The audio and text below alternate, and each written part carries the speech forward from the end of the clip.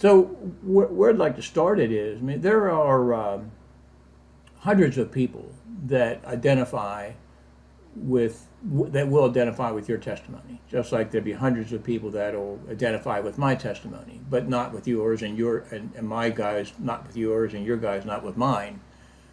Different um, different starts for their faith journey, that kind of thing. So I think every testimony that we can capture will have value to somebody. So let me start this way, and this is probably how I'll start all of them. Describe what it was like growing up in the 50s and 60s in Marysville with three other brothers. Okay. We grew up, as you said, in Marysville, Pennsylvania, born in 1950. Had three brothers, two loving parents. We were not rich, but we weren't poor by any means. We were blessed to have a happy home. Everything was great that way. I guess it was a normal childhood, I would call it, until my dad developed cancer. And I was a young teen whenever that started. And then by the time I was 16, he was 39 years old. He died of cancer. And we called ourselves a Christian family, even though we rarely went to church. Maybe Christmas and Easter, if that. But we had the Bible on the coffee table, the huge family Bible that we used to pick 4-leaf clovers out of the yard and put in there to press them till they dried. But nobody ever opened that Bible to read from it or anything like that. There was no spiritual training. There was no open prayer going on in our house or anything like that. We were Christian. Okay. Or when my dad died, that really got me to think about God and who God is. And I became very bitter, very angry. And I was, 16 years old, almost 17 years old. So these are tough years for any teenager. These are formative years, and I was really struggling. And I had some well-meaning people tell me how much God loves me and cares for me. And that concept just didn't work for me. I couldn't understand how a loving God could allow this to happen to such a wonderful dad. Hey, if I may interrupt just for a second. Okay, so do you remember who were the people that were telling you that God loves you? My dad had befriended the pastor of the church right out the street from us. And this was something I probably knew about this, but didn't really pay attention to. He would come in every day, and because my dad was in a hospital bed at home, he died at home. And this pastor would come in every day and talk with him and pray with him and things like that. But I just kind of avoided all that, and we never had any discussions about that. Mm-hmm. But I found out many years later through another friend there, Dave Ritter, his dad was the pastor at the time. Years later, Dave told me that my dad had prayed to receive Christ with his dad. So that gave me great comfort. But that was years down the road after my bitterness, and it was kind of a struggle for me because people said God loves you, God cares. He's a healing God, He's a caring God, and I just couldn't process that in my mind or in my spirit. So I became very bitter, very, very angry. Kind of ironic. I was angry at a God I said didn't exist. So that doesn't make much sense, but that's where I was. Okay. Then God brought some awesome people into my life. Brought in Jim and Jackie Hoffman, who would share their testimony and their faith. We used to go to the wrestling meets and build a friendship there, and then it grew from there. And I had a boss at the place where I worked who was very open about his faith. Both you and him were very gentle but constant in sharing their faith. They didn't beat me over the head with the Bible. Yes. That was Jerry somebody, right? Jerry Heil. Okay. At the Sunoco station. All right. Okay. You guys didn't beat me over the head with the Bible or anything like that, but you were consistent in showing Christ. So that really, at the time, I would say that I didn't think that was going to go anywhere. I was okay, if that's what you want to do, that's fine, but that's not what I want to do. And I used to make fun of Jerry because he would tell me about Jesus and he'd share scripture with me. And in my cockiness, I used to tell him, of course, Jesus could walk on water. He was a Martian. And that star above the manger, that was a spaceship. Okay. So I had answers for all these things, and I would just ridicule him, and he would never get upset with me. He'd never get frustrated. At least he didn't show it. He just keeps saying, well, I'm going to keep praying for you. I'm going to keep praying for you, as did you and Jackie keep praying for me. I back then I would have told you that had no impact on me, but clearly seeds were planted in my life that God would use at a later point. Hey, do you know what I remember, Barry? You said about we went to see the wrestling meets together.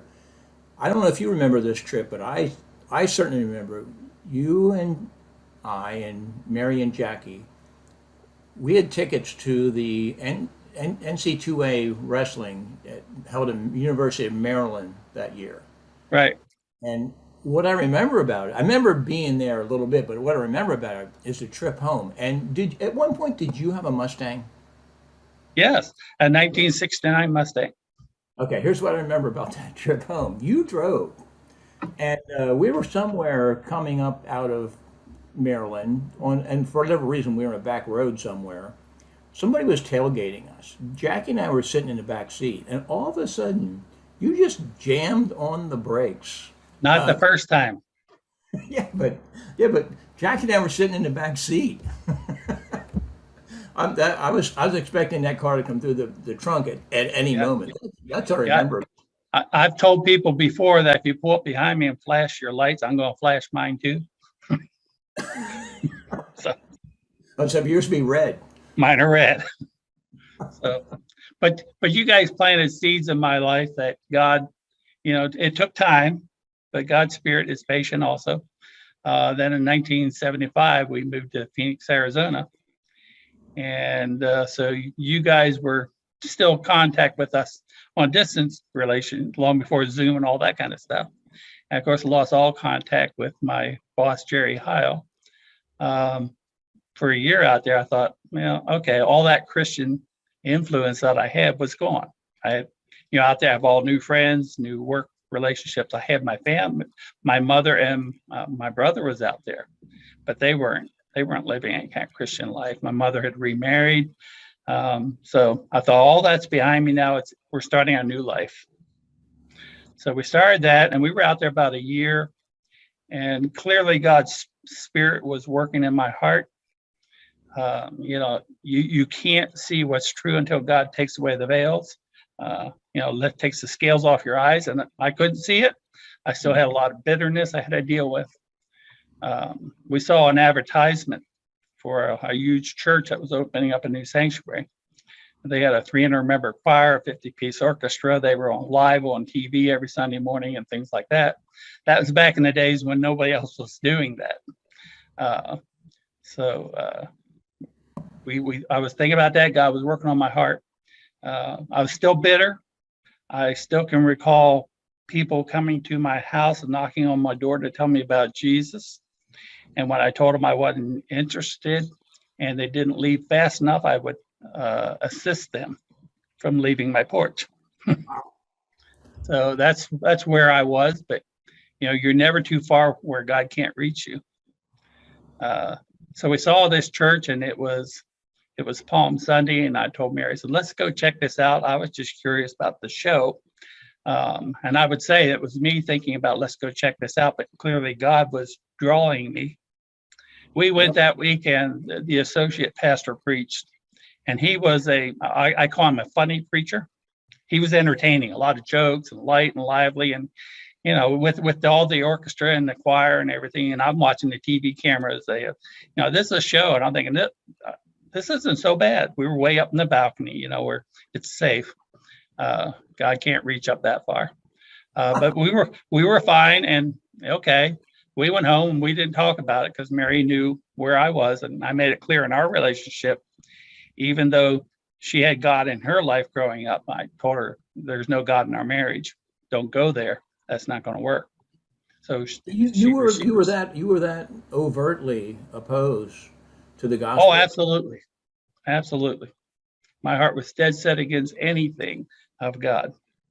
So I guess that week, some people from the church come out and visited Mary. I was not home.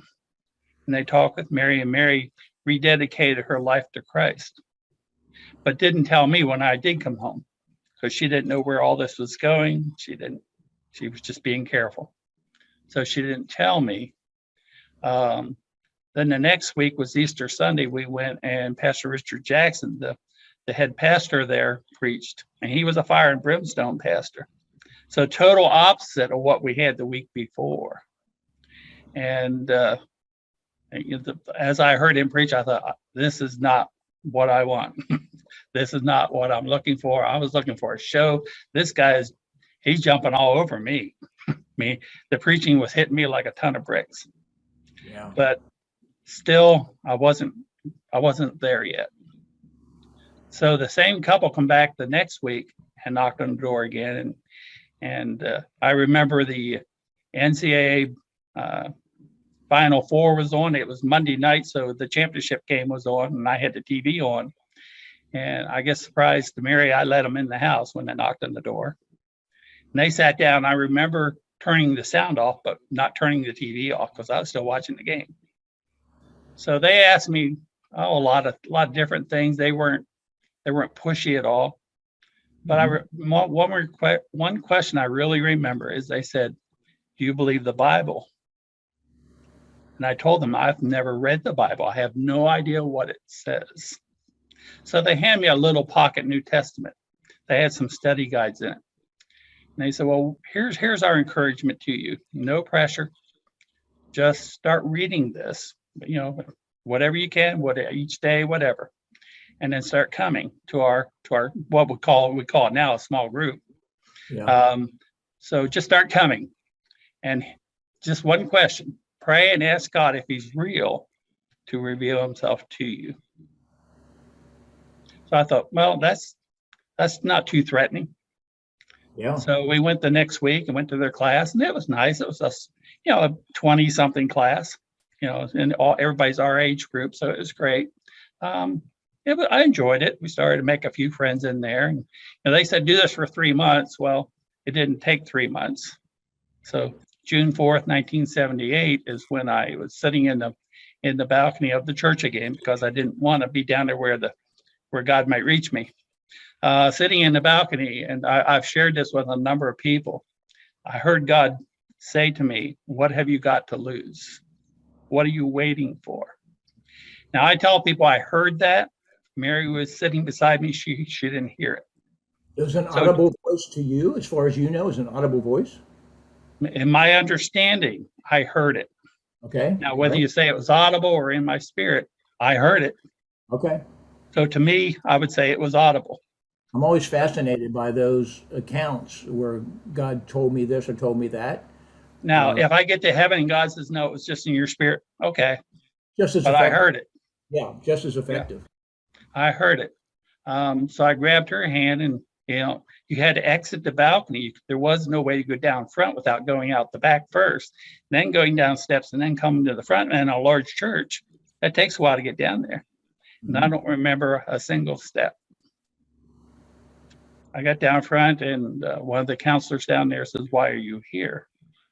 And I said, "I need Jesus." So they prayed with me, and I received Christ. And it was a large church, and we baptized every Sunday, because they baptize 1,000 people every year. So every Sunday, but basically every Sunday, Sunday night, Wednesday night, they were baptizing. So they said, "You can get baptized today. We got clothing up there and everything. You can do it." And I said, "No, I'd rather wait, because I'd rather invite my family to come for a testimony." Mm-hmm. So I said, "How about next week?" So we arranged it for the next week and have my mom and brother come to be a witness to my baptism. So they came. They did. So we did that, and then I got very active in the church, and I became a vital part of our group. And I don't know, maybe about a year later, they encouraged me to be a small group leader.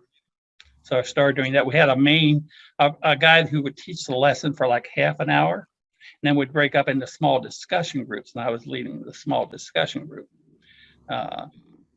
Really loved doing that, and that forced me to spend a lot more time studying the Word. We're not just skimming through it or reading it, I mean, really actually studying it, because people started asking me questions that I didn't know answers to.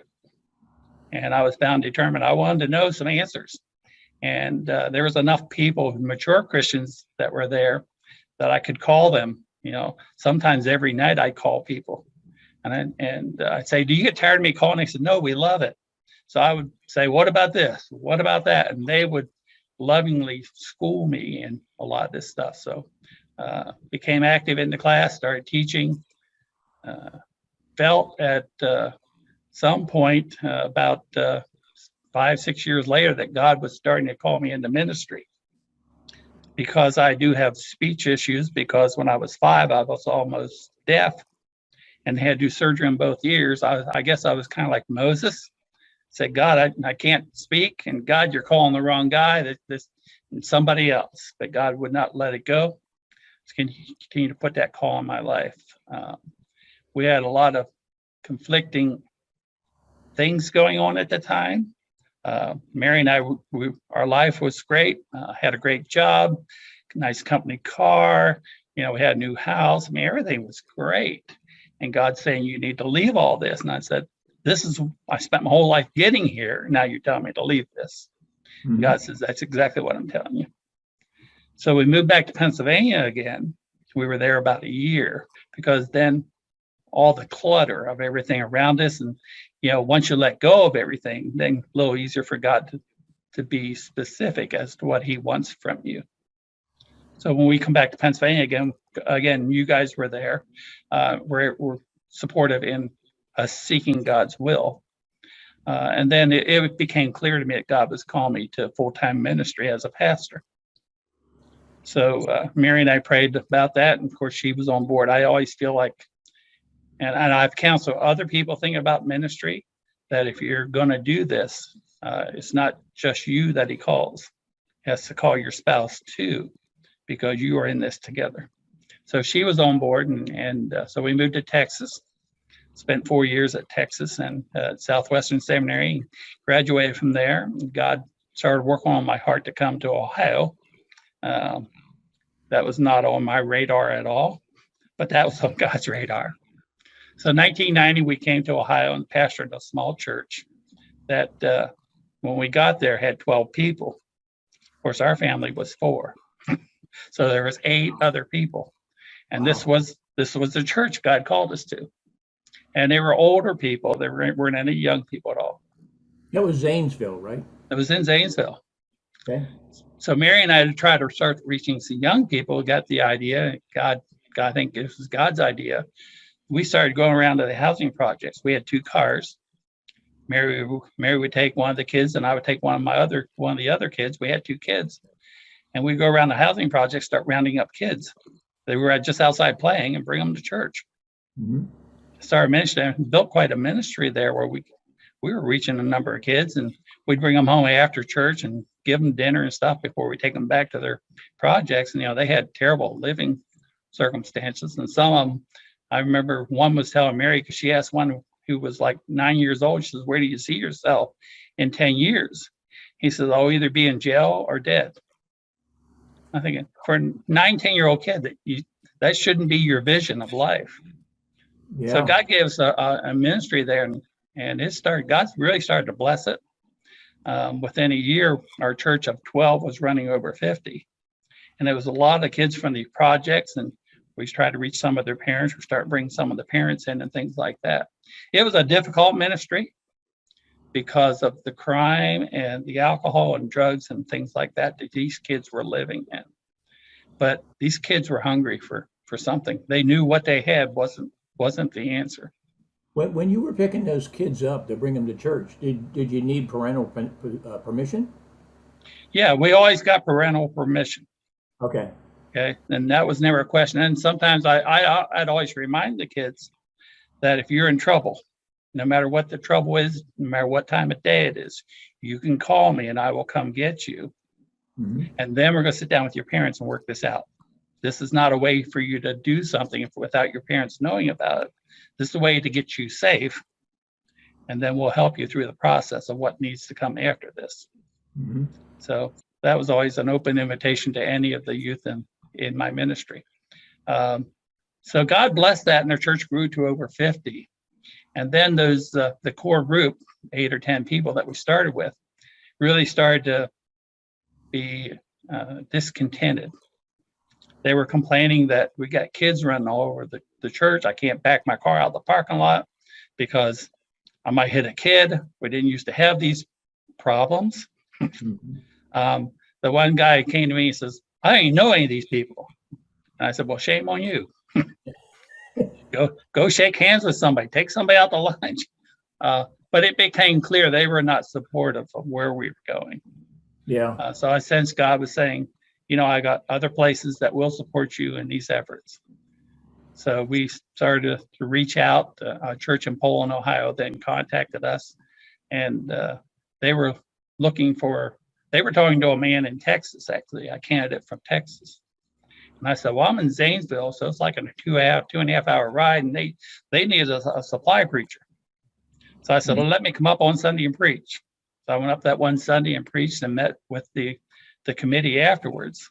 And I said, maybe Texas is going to work out for you, but if not, I'm here, and God is calling me. So we proceeded down that road, and in October of 1993, God called me to Poland, Ohio. So we were there for 10 years in ministry. Then everything was going great. It wasn't a large church. We were running probably 70 or 80 regular faithful people. Yes. That's normal for a Southern Baptist church, isn't it? Yes, it is. Okay. Yes. The one in Phoenix was the exception. Phoenix was the exception. Yeah. Mm-hmm. So it was a good ministry. I was blessed over the years. I can't tell you how many young people have always been one of the focuses of my ministry. I can't tell you how many young people I've been privileged to lead them on their path to Christ. It's been a joy over the years to lead them to Christ and then baptize them and then officiate in their weddings. Hmm. And then I've even had the privilege of taking some of their kids to camp, to youth camp and things like that. So it's been a joy to see that over the years and see how God is blessed. So we were there for 10 years, and then strangely enough, God said, leave. And I said, leave? He says, yeah. I said, go where? He says, just leave. So we resigned that place. I didn't have another church to go to. I didn't have a resume out. The church said, we don't know why you're leaving. And I said, the only thing I can tell you is God said, leave. Mm-hmm. I said, I don't want to leave. God said, leave. Mm-hmm. So we resigned the church and stayed in the area. I was supply preaching for like 6 months. Every Sunday I was preaching someplace. Then God called me to another church in the association where I was there for 7 years. And that was a church that was on the verge of splitting. People did not get along at all. And I felt more like a referee with a striped shirt and a whistle on Sundays than I did a pastor. That was Austintown, right? We lived in Austintown, but the church was in Niles. That was the church where Karen got married. Oh, okay. All right. Okay. But we were able to bring some peace in that ministry and get people calm down and realize this is not how a church is to behave. We might have differences, but we can work through them. So it took about 7 years to get things in a positive direction there. And then the pastor who was at Poland when we left there, 7 years later, he left. So the church reached out to me and said, would you consider coming back? I said, well, normally you don't go back. Usually you keep moving on. But I said, yeah, that's in God's hands. We'll pray about it and see. So I met with that committee and we prayed it through. And sure enough, God led us back. So we're at Poland again for another 7 years. And again, a positive ministry. That was a joyful church to be at. It was the kind of church where you're not just their pastor on Sunday. You become their friend. In fact, you become their family. So you're always in their homes. They're always in your homes. You know everything about everybody. If somebody's doing something, has a project, you're there helping them. It was a great church to be a part of because there was a blue collar church, and everybody was more than happy to roll up their sleeves and help anybody who needed help. Barry, I remember a time when you used to sit on the roof of the church in Poland. What were you doing there? For 12 years on National Day of Prayer, which is always the first Thursday in May, there's the National Day of Prayer. I would get out the ladder and go up on the roof and take my lawn chair up there, my beach umbrella, and sit up on the roof. We have all kind of signs. It was a state route, so it's quite a bit of traffic up and down the road right in front of the church. I simply sit up on the roof and have signs out there, beep for prayer. So I'd sit up there and people would beep and wave, and people sometimes go around the block 3-4 times and beep and wave. School buses, everything like that would go by and beep and wave. And I had no clue what to pray for these people because I didn't know these people who were beeping and waving. Mm-hmm. So my prayer generally was, God, meet them at their point of need. So that's simply all I'd pray. I'd be up there from 7 o'clock in the morning till 7 o'clock at night. And people would bring me lunch and cookies and things like that. Every year, the first year or two, I would contact the TV stations saying, if you want to come out and check us out, we're here. Wasn't too long after that, they started calling me every year ahead of time. Are you going to be up there? Yeah. So then they would come. So the news coverage wasn't about me or our church. That wasn't what we were there to promote. We were just promoting praying, certainly for America and for our spiritual needs. So it was a fun thing. I did that for 12 years.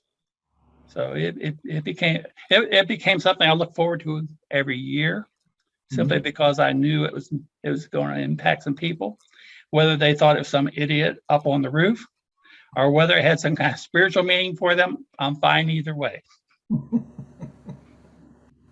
So we did that, and in 2017, God placed on my heart that it was time for me to end that ministry there.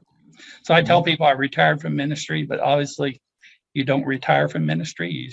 You just retire from being a full-time pastor. So we moved down to Columbus, where we're closer to my daughter and her kids. I'm still get to supply preach sometimes. I still am active in different classes. I've led some online classes. I've led some in-person classes. So God's still using me in that way. And now we're just at the point where we're seeking God's next step for our lives. We realize we are at our age, we don't have a whole lot of time left, but the phrase is, I want to finish well. Yep. So that's our goal. Yep. Hey, a couple questions come to mind. Would be going back to your dad's illness. Yes. What do you remember about his last months in that bed? Did you go see him every day? Well, he was in the living room. You couldn't miss him. Okay. All right. His bed was in the living room. Of course, back then you only have one TV, and it's in the living room. So he'd watch TV and his bed be over there. My dad was 6'1" and weighed about 80 pounds when he died. So it wasn't something you wanted to spend a lot of time looking at. As a teenager, I couldn't process it. I really couldn't. Although I'd say, I love you, Dad, when I walk by or something like that. I mean, the last month or so, he wasn't speaking or anything like that. He was, just in the bed. They're slowly wasting away. My aunt was a nurse, so she came in every day and took care of him, things like that. His brothers had quite a bit of money, and they wanted to send him to Boston, the Mayo Clinic, all these different places. And his doctor said, there's nothing they can do there that we can't do here. It's terminal. There's nothing we can do. It was brain cancer. And his desire was, I want to be with my family when I die. Yeah. So that's what we did. So I remember the night he died, we come in, we were outside playing, because that's just what we did. This was in July. And come in, my mom says, it's probably going to be tonight. And I just remember going up to my bed and going to sleep. No tears? The next morning, she told me that he was gone. Mm-hmm. So, and then I remember when they had the funeral, that they had calling hours, they had an open casket. And I told my mom, I don't want to see him that way. She said, that's fine. So I did not go to the calling hours. The next day they had the funeral and they had a closed casket. And of course I went to that. But Did that you was just did you find time, Barry, or not find time? Did you mourn for him? Any tears? still, Oh, still. Okay. still, Okay. yeah, All right. yeah. My dad was an awesome dad. I mean, he's the kind of dad that, you know, wrestled on the floor. We played football, baseball. I mean, he loved his boys and spent a lot of time with them.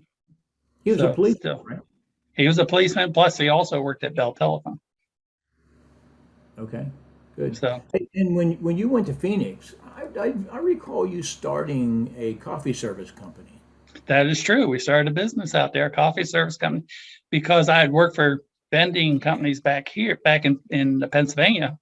Then when I went out there, I was working for a vending company, and he transferred me into the coffee sales, where you go to the different restaurants and businesses and set up coffee pots and sell them supplies and all those kind of things. And so my stepfather, he had some money. He says, "You want to try this?" And so we started our own little business, and it was struggling. We had it for probably 2-3 years. It struggled. Um, so finally, the boss I had worked for before, he says, "I really want you to come back." And I said, "There's any problem. I've got my own business." He says, "I'll buy it out from you." So he did. He bought the business and brought me back as in management then, so that I could manage his whole business. And so that was it was God working in that. But I remember having conversations with him. He was an active Catholic, and his brother was a priest. Oh my.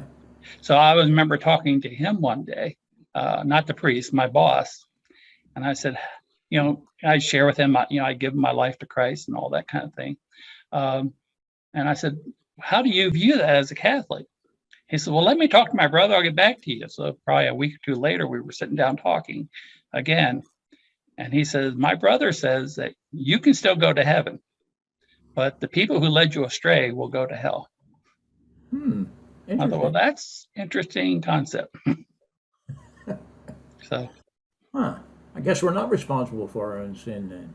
Hmm. so Interesting. And then fast forward a little bit from there. I remember the Zanesville ministry, and I remember Poland in particular because we got to come out and visit you there a number of times. Poland was unusual because the area was a wealthy area, but your church was full of blue collar guys and girls. correct. Poland, middle upper class community. Plus, they had a large Catholic present because they had a big Catholic school there Hmm. that used to allow you to send your kids first through sixth grade. You could send your kids there for free. Although it was a private school, you could go there for free. So a lot of people moved to that area just for that benefit. So we, over our years of ministry, we had the challenges of kids who went to Catholic church but befriended people in our youth group, and then we were able to minister them because they would come by for our fun things. So we have volleyball court and slip and slide. We'd have all kind of activities to have tried to reach young people, and we'd invite them to camp, youth camp every summer, and I'd always have people who would volunteer scholarship money to pay for these kids from these unchurched or Catholic church families. The kids would come to youth camp. We'd spend a lot of time with them, and we would lead them to Jesus in their own personal relationship, and then follow up with their family. And then they would say, my kid can't come anymore because we're not going down that road. Hmm. So, but at least we were able to plant those seeds in those kids' lives. And if their conversion was genuine, there's no way the parents can take that away. Yeah. Um, I think at least one more question, Barry, is one of the things you mentioned near the end was you want to finish well. Yes. So I don't know if you have any flesh and bones on that desire yet, but what do you think that's going to look like? It's either going to be teaching a more permanent group, because I've done little classes that are, for maybe 3 months at a time or something like that. It's going to be a more permanent teaching setup, or I can see myself, maybe if a church where a pastor retires or something, they need somebody for 6 months to a year while a search committee finds a new pastor, being their interim pastor, something like that. I certainly would be open, something like that. Or who knows, maybe God's going to open the door to something that's not even on my radar screen. And what the ministry you had in Poland really it reminds me very much of what I at least think of the New Testament church, where they literally lived together and they did things together and they knew each other, and it's just that's the kind of thing it's hard to get in a large church. Yeah, when we were in Niles, it wasn't a much bigger church, but those people, and they never socialized. I mean, you may have a church picnic once a year, but I was there 7 years and rarely got into somebody's house. They just didn't invite you over. And, when they came to church, it was just cordial. But like I said, they fought a lot. And then we got to the point where they weren't fighting, but then they were cordial, but they weren't loving on each other. Yeah. Not like they were in Poland. Those people really cared about one another.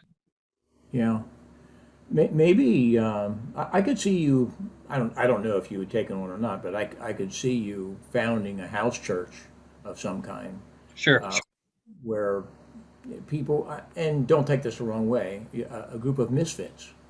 Well, and my concept of church has nothing to do with the building. Right. And even a small group can become a church. Yes. You can call it a Sunday school or a Bible study, whatever you want, but it can become a church because that's what the early church did. They just gathered together and studied the word together and minister to one another. And Barry, you have you have 6 grandchildren. Correct.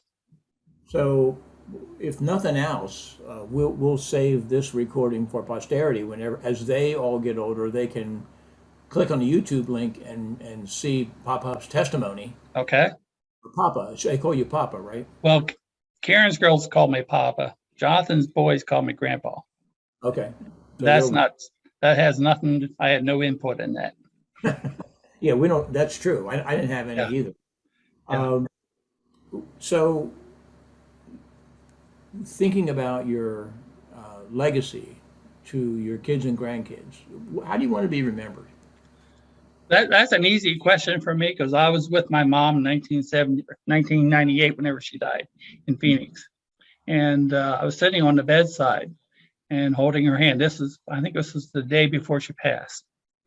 And she said, "Did my life make a difference?" Wow. Yeah, that's what I thought too. I thought, I don't want to get to the end and have that same question. Okay. And God impressed upon my heart, if you just serve me where I put you and do what you can with what I gifted you with, you will make a difference. So I am confident, not in myself, but in God and what He has done and continues to do in my life, that when I'm on my deathbed, I won't ask that question because I'll know that my life made a difference. And I'll ask you one more question, Barry, and then we'll wrap it up. Sure.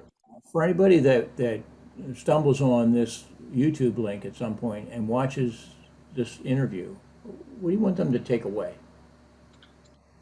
In my ministry, I've had a lot of people say, "What has God ever done for me?" And that's where I was when my dad died. Where is God? What's He doing for me? I don't see His hand at work. And it took me 10 years to get to work my way through that. God worked me through it. And God says, "I've given you life. I've given you a wonderful wife. I've given you good health. I've given you good places to work. I've given you a nice roof over your head. I'm blessing you in ways that you don't even understand."